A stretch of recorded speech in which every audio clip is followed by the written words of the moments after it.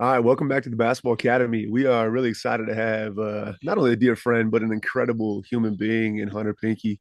For those who don't know, we'll put it in the bio, but Hunter, high-level college football player, high-level basketball player, but then also now probably one of the greatest speakers I've seen in a long time. I'll have Hunter share his info and his story, but we'll put his bio at the bottom. Hunter, we're excited for you to be here, man. We can't wait. Dude, it's good. It's good to hop on with you guys. And it's always neat how, isn't it crazy how like one relationship leads to another. And then you look at like the past 7 years, it's like, oh my goodness, like look at what we've got to do since we first met. You were my basket instructor at our first camp, DA. Yes, in like was it Minnesota? I think it was. Yeah. Holy moly. Look at us, man. Yeah. Yeah. Now you've 20, gone on to dominance and prominence, and I have not changed at all. So glad you're here, man. absolutely. And then yeah, then getting to meet James last year down at ASU. So yeah, it's been cool how connections lead to one thing and now we're here. 100%. Well, if you don't mind, Hunter, just kind of, where you're from, where you grew up, all that kind of stuff, so we get a little more background into your world, as it may.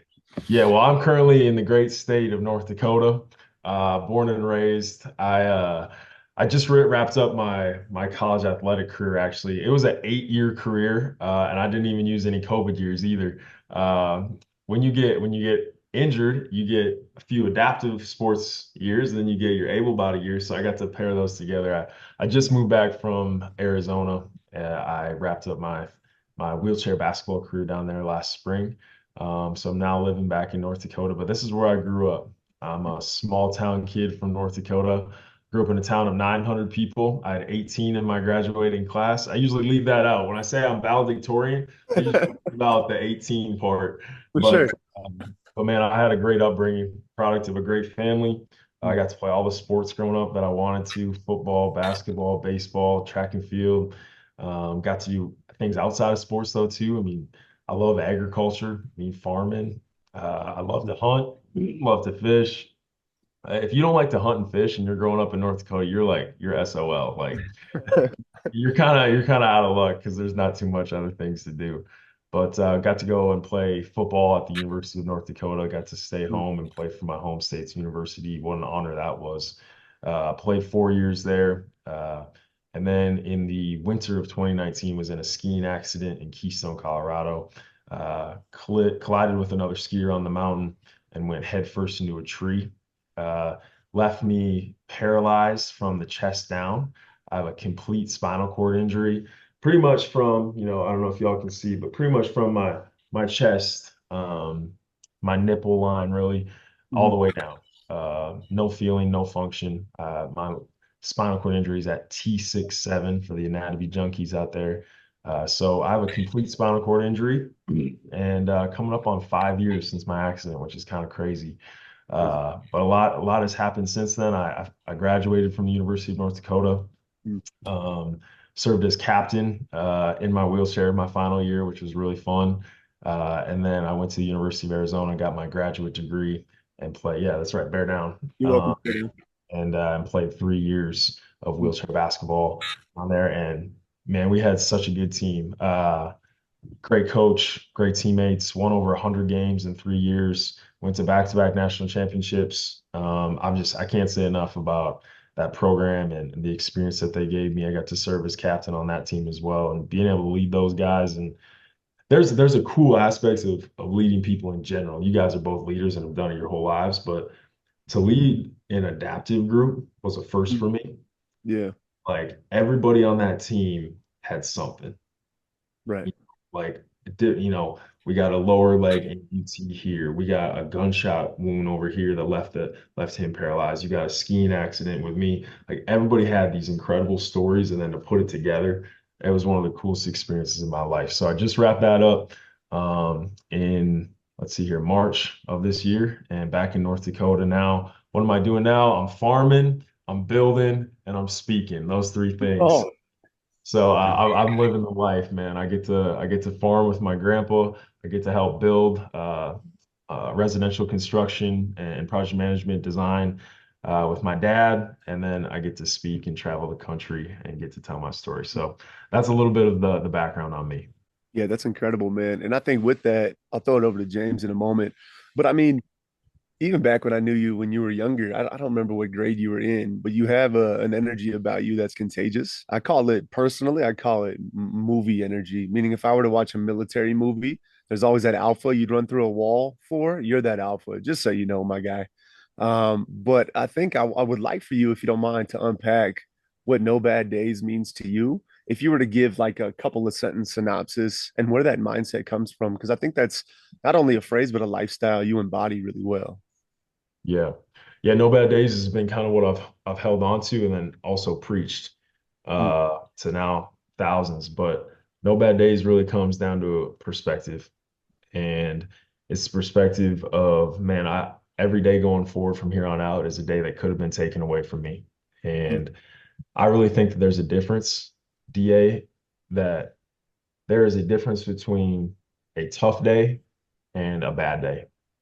And the difference is that a bad day would imply that my circumstances, what I'm going through, what I'm feeling right now, that gets to dictate my joy in life. And my joy is not based on circumstances. My joy is based on when I wake up in the morning. And mm, that's true for me, and that's true for you too.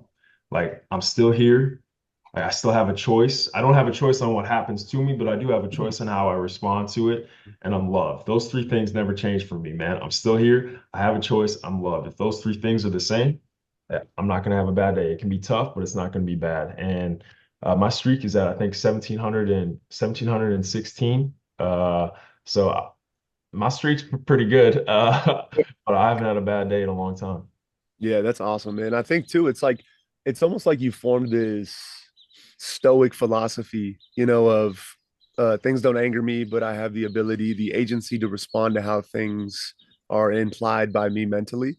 Is that something that as you stack days gets easier? Are there certain days where you're like, all right, man, I got to really stop, breathe, and pivot? Or have you found a flow along the way? Yeah, flow is a great word, because that's what I kind of feel like life has turned in. It's like, man, the little things that used to maybe anger me, have control on me, man, they kind of flow off now because you really are reminded of what's important in life. I start every day with my big three and my little three. Called big three, little three is my gratitudes. My big three never change. I already told you, Mm, I'm still here. I have a choice. I'm loved. My little three, they change every single day. Today, my little three, I could go back in my journal, but if I remember right, my little three were I'm thankful for the trees outside my bedroom window. I love the green of the trees. I'm thankful for my bow because I get to go hunting. Shout out Camo. no. And my third one was I'm thankful for my sister Annika. I got to go to her volleyball game last night. So Wow, when you start your day with gratitude, I'm not trying to like preach for sure. life improvement right now, but like it changes your life. Mm, Because the little things that man used to have control of you, they don't have control in you anymore. And mm. so yeah, flow is the right word. Don't get me wrong, man. There's tough times to come Yeah. and stuff happens, but it not nearly what it used to be. Mm. Yeah, love it. Go ahead, James. Yeah, and you can always fall back on that. When it's really incredible to hear you say that streak. I even remember rebounding for you during a breakout session, and anytime you missed, it was your self-talk, just like, "I'm good. No, I'm good. Next shot's going in. Next shot's going in." And did you develop this practice on your own, or did you have someone really support you, come up with these ideas to have this type of practice? I'm a product of the people that have been in my life. Yeah, I'm a product of my parents, a product of my grandparents, I'm a product of PGC. This is people that have poured into me. That's who I am. And yeah, I would say like, I played college football, but I got a college scholarship because of Point Guard College. And I know you guys have both been involved, and this is not a Yeah. PGC plug. This is just reality of like, I went to the University of North Dakota football camp after a PGC camp. I ran over 5 seconds in the 40. I broad jumped 8 feet, which is not good. Uh, it was awful. My metrics were terrible. I was shot, right? I just had a week of basketball camp and they offered me a scholarship on the spot because of how I led. And Mm. like that's solely based on the people that poured into me. So yeah, I would be remiss to say that who I am, that's a total uh, shout out to the people that I've been involved with. Well, let me ask you this. Let me plus one that because I agree. I think I couldn't speak as someone who works full time for PGC. Like I can't say enough good things about it, you know. But with that, I think there's cultures, there's standards, then there's behaviors that drive those standards. And so, you as a leader, like earning that scholarship, what are non-negotiables that you love in leaders that you've been around or that you embody well, whatever behaviors those are? Authenticity is number one. Uh, Especially with young people in today's world, man, we can sniff out fake and frauds so easily. Like I loved there was an interview with Jalen Milrow, Mm-hmm. shout out Bama, and they asked him, what's that relationship with Kalen DeBoer been like over the past, few months building that? He said, one thing that stuck out with Coach DeBoer and our relationship is early on, he told me, Jalen, you don't have to do anything special to be special. You just have to be you. Mm. And I sit back and I'm like, dude, that's authenticity. Like, dude, just be you. You are special alone. You don't have to do anything outside of just being you. And that's one thing with leaders that, man, people got to trust you. People got to buy into you. And they're only going to do that if they see authenticity. And I think I've tried to do that as a leader. I've also tried to do that in my career and speaking too. Yeah. Like, you come in here and try to share a message and it's not like real, people aren't going to buy that. Mhm. So that would be probably my number one non-negotiable is just like authenticity in leadership. Yeah. That's so good. So I mean, Honor, you get to go around the country and talk to these world-class programs. What have been some of your biggest takeaways from really these high-level athletes and coaches that you've got to be around? Yeah, great question, James.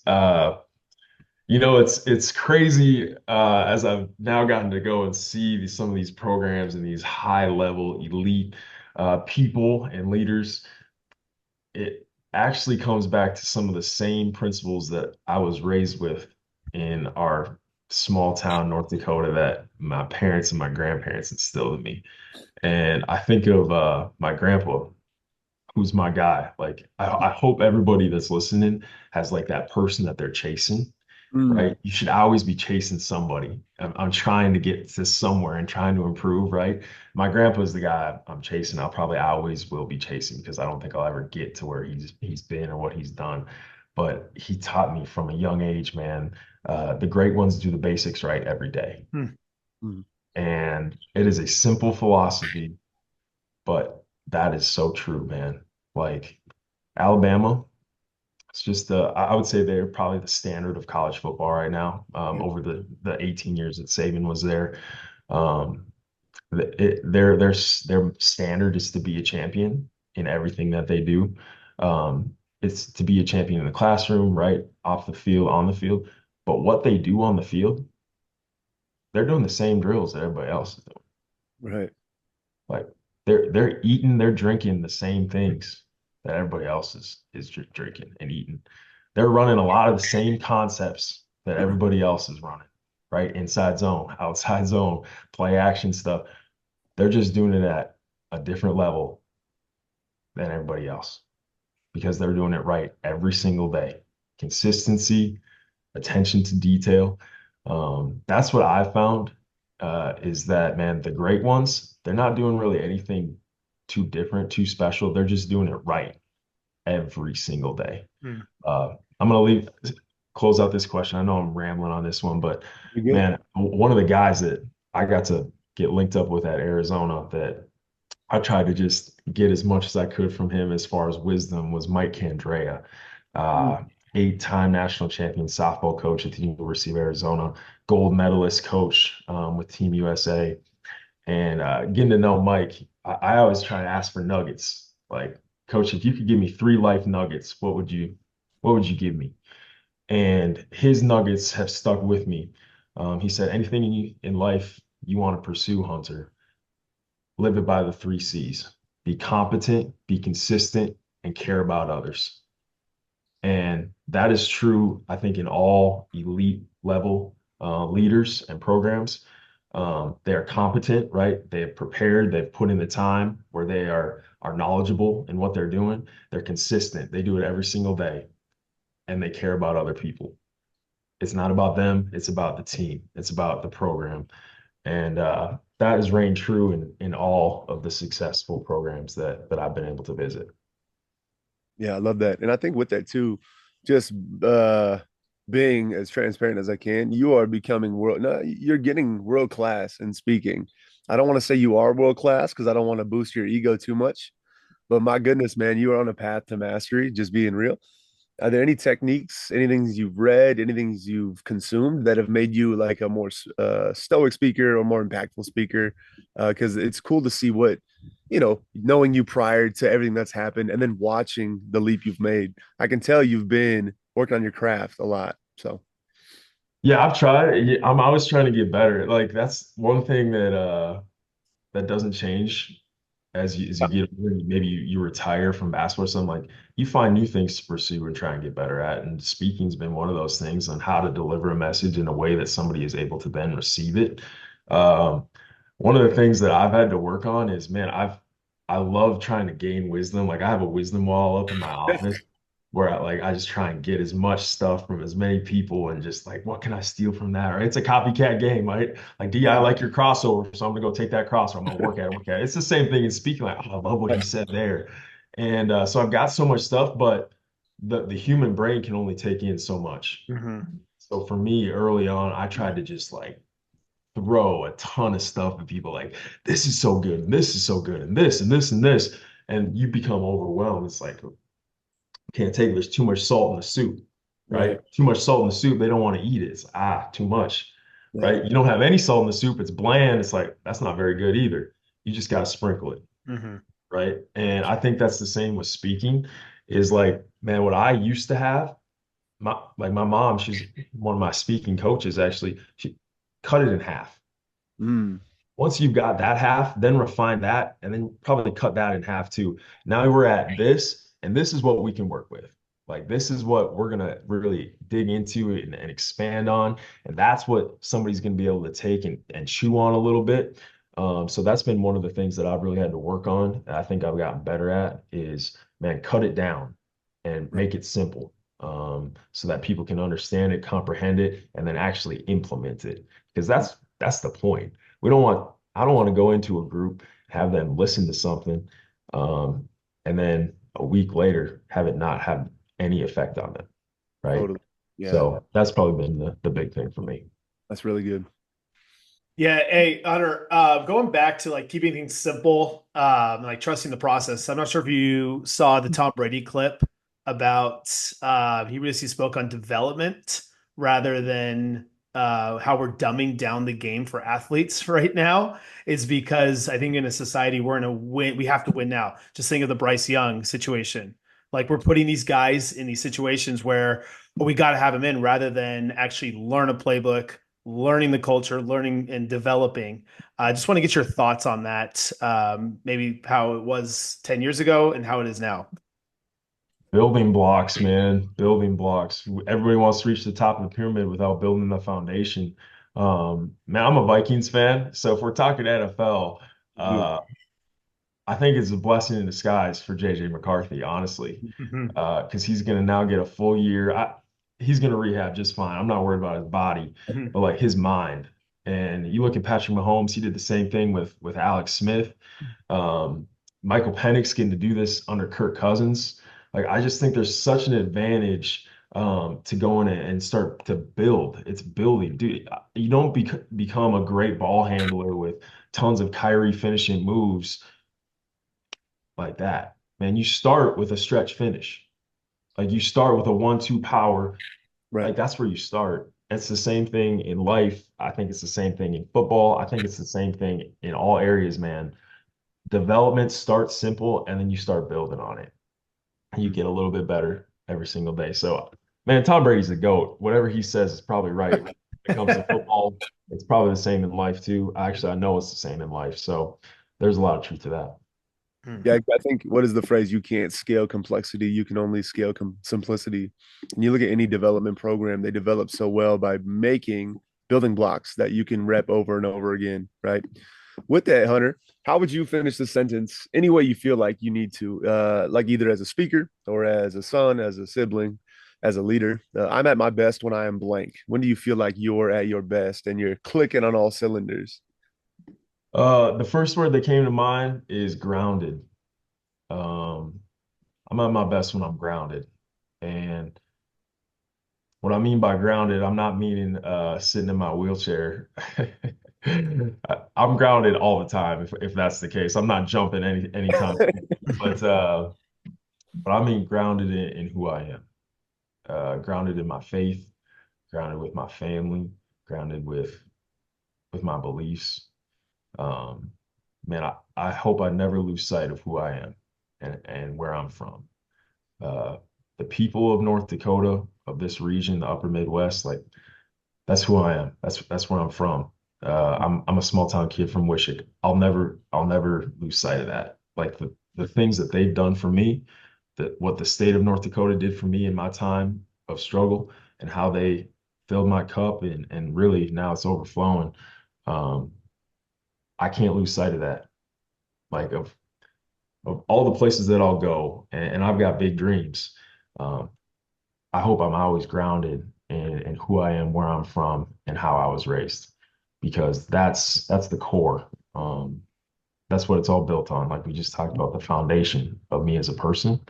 So I'm at my best when I'm grounded, because when I'm grounded and I know who I am, now I can go out and hopefully give to others. But man, if I don't know who I am, if I don't have my glass and it's not full and it's not, how can I pour into others? So Nice. that's the first word that came to mind. Really good. And then the other one I have is something that other people can't take from you. So it's others can't copy my blank. So what is something that you take a ton of pride in that you feel other people cannot replicate to scale? Others cannot copy. Well, first off, the jokester may say you can't copy my wheelie. I don't know if y'all say, hey, well, let me move my Well, camera I well, I quick. will say this. Nice. That's big time. Let's see. Show. Let's see it. Hey, one-handed. Bro, So Yeah. that's big time. yeah, Big no, time. that's the jokester in me. But others can't copy. I'm gonna have to think on that one a little bit. I would say I take a lot of pride in my ability to give.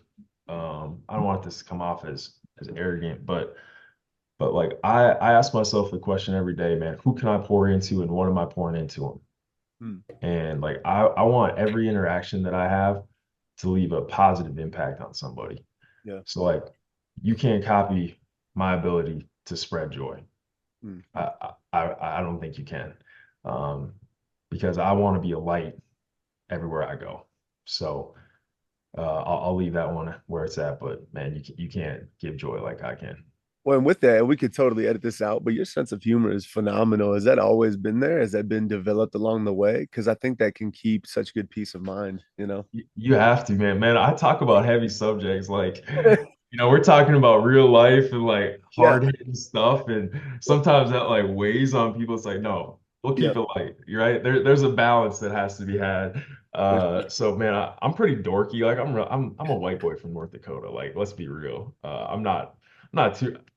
I don't have a ton of jokes, but I think it's important to just be real. If you got a wheelchair joke, you got a cripple joke, shout it out. Let me hear it. Right? I'm not gonna take offense to it. So sure. yeah, you gotta find the balance. 100%. Yeah, James, any other ones from you? Yeah, just got one more. I was like, Hunter, what do you have ridiculous high standards for? Bro, I have ridiculous high standards for being a great teammate, 100%. Um, that's in sports, but that's also in life. And I've got, younger siblings, and if there's one lesson that I could bestow on them and have them take and put them into their high school teams and going forward their college teams and going forward their families is man, I heard from a movie, um, three types of people. There's sheep, there's wolves, and there's sheepdogs. Mm, And I want to be a sheepdog. Like that is a standard I have for myself, but I also have for my family, my sisters, those that look up to me, is the people that need help, the people that need somebody to look out for them and put an arm around them. That will be me, and that is in a teammate, that the people on the bench, but also the people on the court. Like if you're a senior on a team, who is the freshman that you're putting your arm around and saying, all right, this is how we do it around here. This is how we're going to do this thing. As a freshman, like who is the older upperclassman that you're encouraging? Like they made a bad play. When was the last time you went and slapped them on the butt and said, "Hey, I know the type of player you are. I know the plays that you can make. You got the next one. Let's go." Yeah. Right? Like I have ridiculously high standards on how we treat people um on our team, whatever that team looks like. Mhm. Um I love what Gino says about he'll just record the bench. Yeah. He'll watch film on the bench. And I I took that one from him. And if I have a team, like we'll record the bench, man. How are you reacting to this? Right. How are you responding to this? Right. So ridiculously high standards on giving energy. You're either giving energy or you're taking it. You can't be anywhere in between, right? You're either sucking it up or you're giving it out. And so, and we care for people. We're the sheepdogs in my family. That we're gonna look out. We're gonna fight off the wolves. We're gonna take care of our sheep. Yeah, with that too, I think I figured it out. So I'm trying to figure out the name for it, but I think this is what describes your leadership style. You're a what I call a next person leader. What I mean by that is, so if you go to Trader Joe's, that's something we have in California. I don't know if you have it where you live. Let's say you go to Safeway, but if you are leaving the store and someone's checking you out, right? You like taking and scanning all your stuff. That person who's scanning your stuff probably is not in the best mood because they're working. And then you light them up. And then the next person who is behind you in line gets the benefit of your energy. I think that's something you embody really well. So you plant a tree under which you shade, you don't plan to sit, you know? With that, do you mind describing any good ways you led when you were at Dakota? Anything you're proud of or what you did in practice? Because it's something that's lost upon the next generation of leaders is what the day-to-day task looks like, you know? One thing that I took from PGC that is pretty common, I'll give you two. All right. One thing that I'll take, like in a practice, positive touches are so important. Like the Steve Nash stats on positive touches. That's something that I try to embody on high fives. And we always would joke, like my high fives got a little bit lower at UNC, right? Like my high fives turned to low fives. That's all right, just to give For it a sure. positive touch. But that's something that I was trying to do, just like get Right. everybody, like if I could get all my guys a touch and a slap on the helmet, whatever that is, Yep.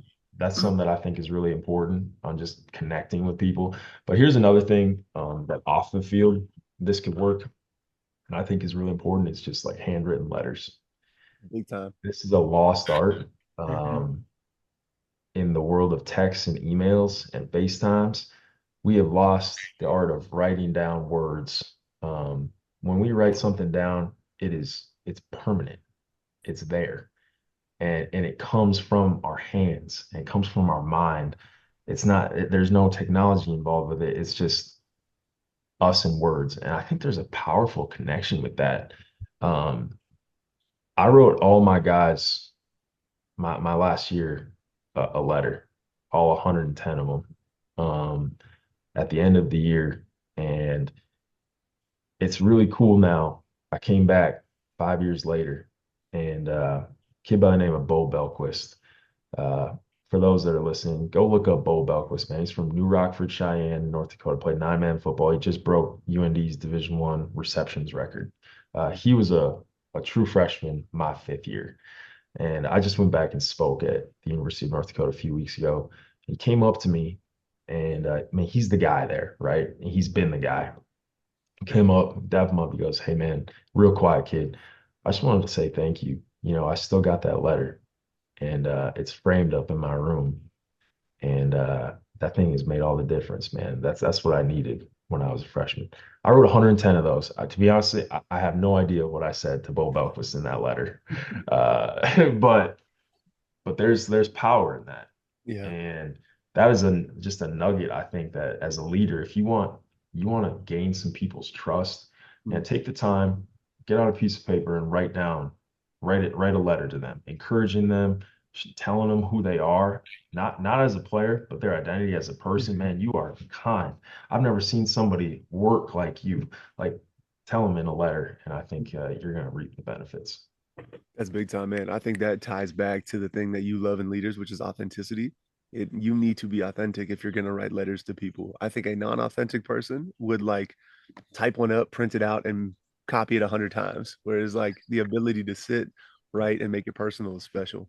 That's good Yeah. stuff in my day, Hunter. Thank you. Yeah. Hunter, thank you so much for, first of all, just great seeing you and chatting it up with us. Really appreciate your time and just your energy. It's super contagious. And yeah, where can people get in touch with you or follow you? Yeah, my social medias, I'm sure they'll throw it in the bio, but it's Hunter_Pinke. Pinky is spelled pink with an E at the end. And then my website is just hunterpinke.com. And you can email me through there, all that stuff. But socials, Hunter_Pinke, and then hunterpinke.com. Um, Man, this made my day. Appreciate you, Hunter. Yeah. Dude, let's go. Hey, give me, it's something I've done now for Yep. it's my accent 5 years. Um, but give me your big three, little three. That's what I Yep. start every day with. Yep. Give me three things that you're grateful for. And that's how we'll close this thing out. That But sounds great. I'll go first. Three. Number one, do I go all three and then James goes all three, or do we? so yeah, give me all three of yours. These will be your little three that might change, and then I always have my big three. They never change, but that requires a little bit more thought-provoking You're sitting my, down. you're my Right? little, But give little me your three. little three. Yeah, one is we're here in Bend right now, so being able to leave our backyard just to go hang out in the wilderness has been great. Yeah, My wife's best friend, they're actually over there just chit chatting, hanging out. So it's cool so that her best friend and her are both pregnant, which is awesome. yeah. And so the two of them spending time together has been really, really fun. And then my other little three is yeah, seeing my wife going through pregnancy is pretty cool, man. Not gonna lie. I mean, we talk about perspective, but just being authentic, it took us a couple years to get pregnant. So now where most people complain, we're like, man, look at us. This is awesome. What a blessing. Yeah, Yeah, exactly. So yeah. great stuff. I'll Yes, sir. give yeah, my little three. First is a guy named Ethan who I work out at 6 a.m. about 3 days a week. Just really grateful he's willing to put in the work super early, and he's going to do some really special things just by that dedication and work ethic. Number two, I chipped my tooth the other day, and just really thankful for dentists because my tooth has been Heck crazy. yeah. So I have to go get surgery in the next couple days. So it would be extremely painful. And then number three, just really grateful for you two, man. Just to get in your space and get to learn from both of you guys. Awesome. That's good stuff, man. That's Yeah, appreciate y'all, man. gratitude. It's an amazing thing. Mhm. Hey, please tell the family I said hi, H. Appreciate you. Yeah, I will. No doubt. I'll say hi to the girls for you. All right. Yep. All Appreciate right. Thanks, James. appreciate Thanks, it. BA. Have a good rest. See you guys. See ya. Brother.